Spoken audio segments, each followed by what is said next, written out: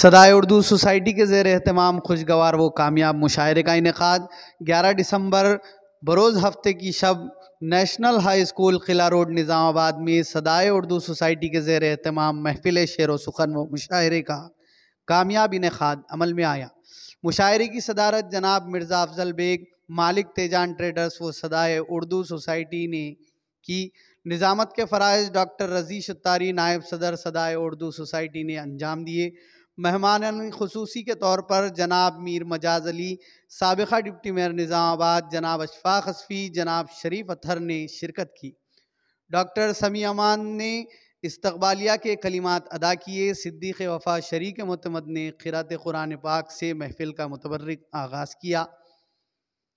پہلے دور یعنی محفل شعر و سخن میں نوجوانان نے منتخبہ کلام سنائے۔ سید شاداب شہباز نے نعتیہ کلام پیش کیے۔ شہزاد مرزا، شعیب دانش شریک معتمد، افتخار نہال، معتمد عمومی عبدالخالق شہباز، عبید حفیظ نے استاد شعراء کی منتخبہ غزلیں و نعتیں نظمیں سنا کر سامعین سے خوب داد و تحسین حاصل کی۔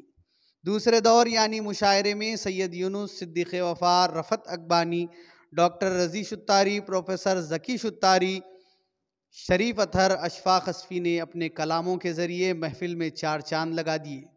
مشاعرے کے دوران جناب میر مجاز علی کو ان کی سماجی و سیاسی خدمات پر اور جناب اشفاق حصفی و جناب شریف اطہر کو ان کی شعری و ادبی خدمات پر سوسائٹی کی جانب سے گل پوشی و شال پوشی کر کے تہنیت پیش کی گئی۔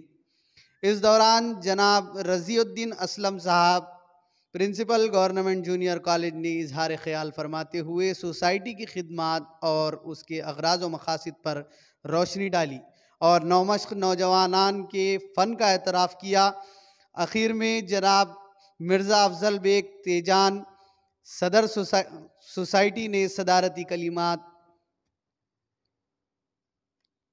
ادا کرتے ہوئے عبدالمتین اور عبود حمدان معتمد انتظامیہ و دیگر سوسائٹی کے وابستگان، شعراء اور سامعین کا شکریہ ادا کرتے ہوئے محفل کے اختتام کا اعلان کیا۔